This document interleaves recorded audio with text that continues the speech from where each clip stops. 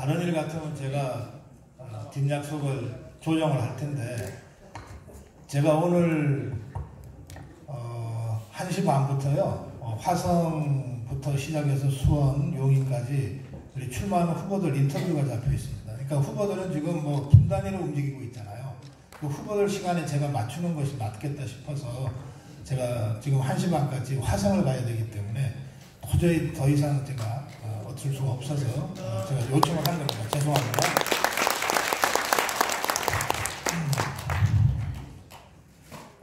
오늘 박정희 정신을 되살린다. 저는 이렇게 생각합니다. 우리 자유파 국민들이 건국의 이승만, 그리고 근대화의 박정희, 보통 이렇게 얘기하는데 새로운 스테이지처럼 생각하는 경향들이 있어요. 건국은 이승만 대통령의 장이었고 이후에 박정희 대통령이 나타나서 근대화, 산업화를 이루어냈다. 저는 그렇게 봐서는 안 된다고 생각합니다. 이승만 대통령이 건국을 그냥 한 게 아니잖아요. 김일성, 박헌영 세력, 또 소련 중공과 이념 투쟁을 하면서 죽기 살기로 해서 건국을 한 것 아닙니까? 또 박정희 대통령 근대화, 산업화 그냥 한 거 아니잖아요. 그것도 체제 전복을 끊임없이 노리던 김일성 세력과 또 김일성의 명령을 받아서 움직이는 이 지하당을 비롯한 이 종북 세력들과 목숨 걸고 투쟁하면서 이루어낸 게 근대화고 산업화 아닙니까? 그렇다면 건국 대통령 이승만의 주적도 김일성이었고 근대화 대통령 박정희의 주적도 김일성이었던 거예요. 이승만도 박정희도 우리나라 대한민국을 건국하고 근대화해서 여기까지 이르게 했지만 그 두 사람은 공통적으로 김일성 공산주의 집단과 투쟁하면서 여기까지 온 겁니다. 최근에 윤석열 대통령이 대한민국의 역사를 이렇게 규정한 적이 있습니다. 자유를 향한 위대한 여정에 있다 우리가. 그 자유를 향한 위대한 여정에 맨 앞에 건국 대통령 이승만이 서고 그 다음에 근대화 대통령 박정희가 서고 그리고 지금은 윤석열 대통령이 서 있는 겁니다. 우리 자유파는 바로 그러한 역사의 정방향에서 자유의 위대한 여정을 이승만 대통령과 함께했고 박정희 대통령과 함께했고 그리고 지금은 윤석열 대통령과 함께하고 있는 겁니다.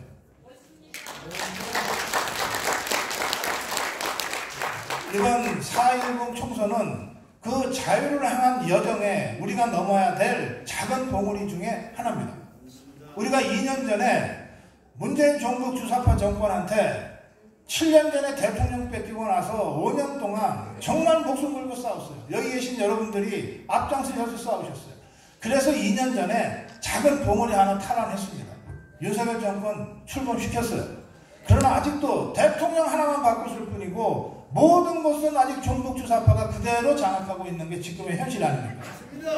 그러니까 이번 4.10 총선에서 승리한다는 것은 이 자유를 향한 위대한 여정에 또 하나의 봉우리를 넘어가는 겁니다. 총선 이긴다고 해서 다 끝나는 거 아닙니다. 우리가 최종적 궁극적으로 김일성 집단 공산주의와 완전히 승리하기 전까지는 이승만이 시작하고 지금 우리가 끝내야 될 이 2년 전쟁은 끝나지 않는 겁니다. 그래서 저는요, 이제 20일밖에 안 남은 총선이 우리 자유파가 감당해야 될 마지막 싸움터라고 한다면 뭐라도 좋으니까 그냥 이기는 방향으로 갈 생각이에요. 그러나 이건 우리가 거쳐야 될 작은 봉우리 중에 하나에 불과해요. 그걸 승리하고 나서 2027년 정권 재창출을 해서 더 확실한 자유파 정권을 세우고 김일성 집단, 김정은 집단을 완전히 지구상에서 멸절시킬 때까지는 이 전쟁은 시작도 안 됩니다. 저는 박정희 정신을 오늘에 되살린다고 한다면 그 주적의 개념을 확실하게 하는 것이 우선이라고 생각합니다. 지금 우리가 누구와 싸우고 있는 것인가, 어떤 자들과 지금 싸우고 있는 것인가를 분명히 할 때만 이승만 대통령의 건국도 그 의미가 새롭게 다가오는 것이고 박정희 대통령의 근대화도 비로소 우리에게 새롭게 다가온다고 생각합니다. 그래서 제가 어제 오늘 상황을 보면서 이렇게 말씀드렸습니다.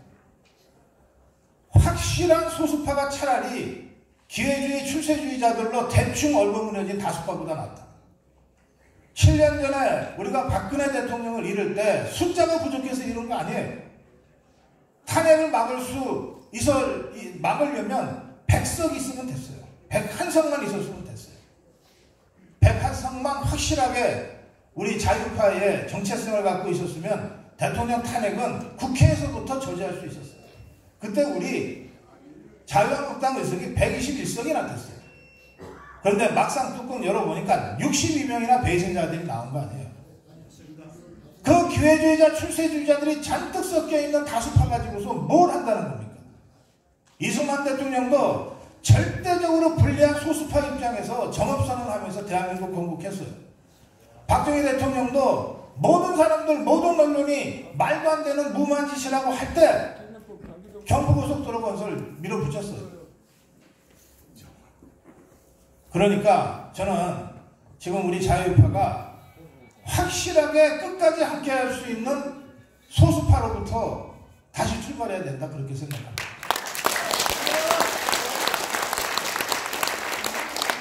의석수라고 하는 것에 현혹되어서 어떻게든 한 송이라도 더 많이 하자. 바로 그자들, 그 의석수 속에 스며들어오는 기회주의자, 출세주의자들 때문에 우리가 7년 전에 대통령을 잃었던 거예요. 다시 윤석열 대통령 이럴 수 있어요. 그래서 저는 국민의힘이든 자유통일당이든 자유민주당이든 확실한 자유파, 종북주사파와 끝까지 투쟁할 수 있는 확실한 전투적 자유주의자들을 101명만 확보하면 그걸로 충분하다. 김대중이는 예전에 80석 가지고도 전국을 휘둘러 댔습니다. 그리고 끝내 대통령이 됐어요. 김영삼이 대통령 될 때 제3당으로 전락했다가 대통령이 됐어요. 그냥 대충 기회주의자, 출세주의자 다 섞여있는 다수파는 아무 의미가 없습니다. 맞습니다. 레닌이 혁명할 때 다수파로 한 거 아닙니다. 확실한 공산주의 이념으로 뭉친 소수파가 맨체비키 다수파를 척결하면서 러시아 혁명을 성공한 거예요. 지금 우리에게는 진정한 전투적 자유주의자들이 누구냐?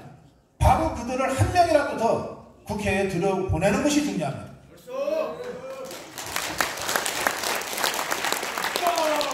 국민의힘에서 박근혜 대통령 치맛자락 받고 손쉽게 재선 3선하고 이번에 어영부영하면서 한동훈과 야합해서 다시 공천받은 3선 4선 될 사람들 100명 있어봤자 무슨 소용이 있습니까? 도태우 하나보다 못하잖아요. 도태우는 문재인이가 시퍼렇게 살아있을 때 여적죄로 고발한 사람이에요. 죽기를 각오하고 수장한 사람이에요. 조금 전에 우리 고영주 대표, 문재인이 살아있을 때 공산주의자라고 당당하게 소리치고 재판 투쟁한 사람 아닙니까? 이런 사람들을 단 몇 명이라도 국회에 들여보내는 것이 중요하지, 언제든 배신할 수 있는 자, 색깔이 뭔지 모르는 자들 수십 명 갖다 놔봤자 우리 자유파의 정치적 승리에 무슨 의미가 있습니까? 네, 오늘 박정희 대통령을 다시 생각한다 그런 주제로 저는 여러분께 마지막으로 딱 한 말씀만 드리겠습니다. 네, 박정희 대통령은 단 한 번도 수많은 이 굴곡과 어려움을 겪었지만, 죽기도 여러 번, 죽을 거기도 여러 번 겪었지만 단 한 번도 전략적 낙관주의를 포기한 적이 없는 사람이에요. 늘 전술적으로는 비관적이었어요. 야, 이렇게 해도 될까? 만약에 안 되면 어떻게 하지? 최악의 상황에 어떤 비상대책이 있지? 늘 생각했지만, 그러나 단 한 번도 전략적으로 우리가 끝내 승리할 수 있다고 하는 그 낙관을 버린 적이 없습니다. 저는 지금 우리 자유파한테 필요한 것이 바로 그런 전략적 낙관주의와 전술적 비관주의라고 생각합니다. 총선의 결과가 우리 자유파의 정치적 진출에 도움이 되느냐 안 되느냐, 총선의 결과가 우리가 종북주사파 투쟁하는데 실제로 도움이 되는 사람들이 몇이라도 들어가느냐 안 들어가느냐 라는 거 하는 기준을 가지고 다시 이번 총선을 살펴봐야 된다는 게 제 생각입니다. 네, 제가 다시 박정희를 생각한다 하면서 요즘 정말 많은 걸 생각하는데 오늘 여러분과 함께 제 문시의 의식을 함께 나누게 돼서 참으로 영광스럽게 생각합니다. 고맙습니다. 다시 한번 뜨거운 박수 부탁드립니다.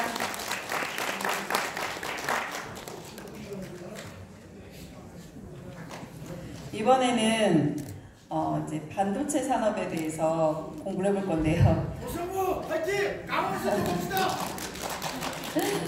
오늘날 반도체 산업은 열강들이 모든 것을 걸고 경쟁하는 국가 산업의 원동력입니다. 거기에 대한민국도 한 축을 이루고 있는 가운데 그 치열한 경쟁 속에서 우리의 활로를 다짐하는 반도체 산업의 선구자이신 강기동 박사께서 보내주신 영상 한국의 반도체 시청하시겠습니다.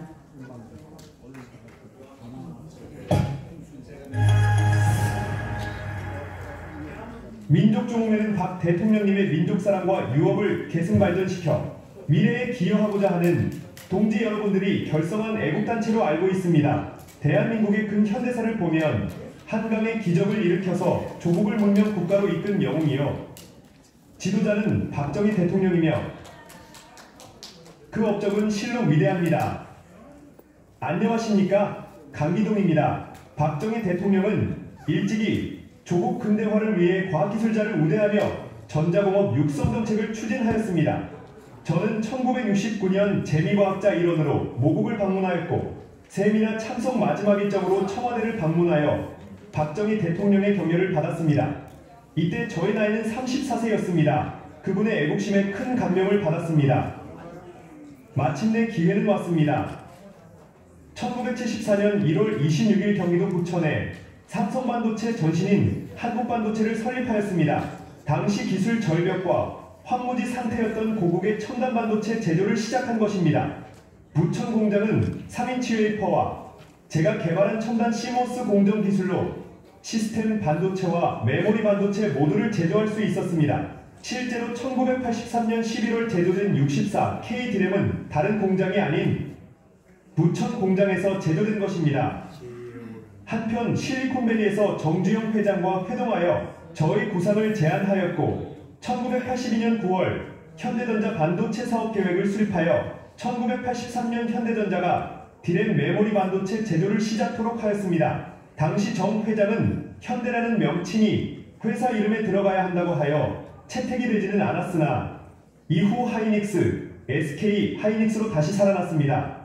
1974년부터 개발한 첨단 CMOS 공정 기술은 지금까지도 반도체 제조 기반 기술이며 현재 메모리 제조 1위를 고수하고 세계 6위의 강국으로 발전하는 원천이 되었기에 가슴 뿌듯합니다. 다음은 반도체 미래 이야기를 하고자 합니다. 대한민국은 반도체로 2대 경제대국이 될 수 있다는 이야기를 하겠습니다. 지금 미국의 반도체 정책은 내 땅에 와서 만들라는 이슈어 정책입니다. 한국은 텍사스에, 대만은 애리조나에 공장을 짓고 있습니다. 한국은 지난 20년 동안 메모리 1위, 반도체 제조는 2등을 다투고 있는 나라입니다. 석유시대에서 세계 기름을 전부 한국서 생산했다고 생각해 보십시오. 당연히 우리가 세계를 지배했을 것입니다. 반도체에는 타 업종과 차별화되는 특유의 인프라가 있습니다. 물하고 전기입니다. 물은 인간이 제조할 수 있는 최고의 순도의 물을 대량으로 쓰고 전기 역시 대량의 무점등 공급이 필요합니다. 두 가지 다 한국이 세계 최고의 기술을 보유하고 있습니다.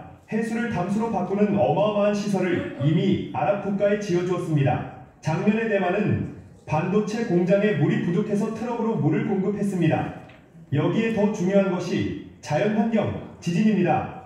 10년 전에 있던 동일본 대지진 한 방이면 반도체 공장 무너집니다. 앞으로 또 옵니다. 현재 진행 중인 일, 미국 3반도체 국가는 한국을 의식해서 지진의 위험을 알면서 무시하고 있고 대만의 반도체는 중국의 위협을 받고 있습니다. 허점투성인 일본의 반도체 플랜은 성공에 의문이 듭니다. 한편 미국 반도체를 위탁 생산하고 있는 대만을 향해 중국은 전쟁을 해서라도 통일하겠다고 계속 긴장을 고조하고 있습니다. 대한민국의 기회가 왔습니다. 한국은 대규모 반도체 단지를 조성하고 있는 것에 머물지 않고 우리는 한 발 더 나아가서 반도체 인프라를 제공하는 반도체 특구를 조성해야 합니다. 반도체 특구는 자기네 나라보다 더 효율적으로 반도체를 만들 수 있고 R&D도 할 수 있는 인프라를 제공합니다. 반도체 장비 회사 소보장 기업도 입주할 것이고 반도체 기술자와 그 가족에게는 한국의 영주를 환영해야 합니다. 지진을 피한 대량이주도 환영하고 일본 특구, 대만 특구 등에서 자유롭게 활동하도록 해야 합니다. 그리고 첨단 AI 보안관리 시스템은 꼭 만들어야 합니다. 다 반도체 산업은 업체만 감당해야 할 분야가 아니니 국가가 국방외교, 경제 등에서 윤석열 대통령이 경제목보다 우월한 정책으로 이끌어 G2 강국으로 도약할 수 있는 발판을 만들어야 하겠습니다. 이제 저희 이야기를 마무리하고자 합니다. 무엇보다 조국 근대화를 이룩한 박정희 대통령의 정신을 계승하여 G2 강국으로 나아갈 수 있다는 사실을 강조하고 싶습니다. 그분의 위기 극복, 헌신하는 도전 정신으로 한국 반도체 산업을 더욱 발전시키는 것입니다. 끝으로 오늘 귀한 시간을 허락해 주신 정대호 회장님과 민족중흥회 동지 여러분께 진심으로 감사드립니다. 사랑합니다, 동지 여러분. 좌석에 놓여있는 자료가 지금 시청하신 영상에 대한 강기동 박사의 기고문입니다. 참조하시기 바랍니다. 다음은 민족중흥회 최용호 직능단체협의회 의장이 나와서 결의문을 낭독하겠습니다. 최용호 의장님 어서 나오십시오.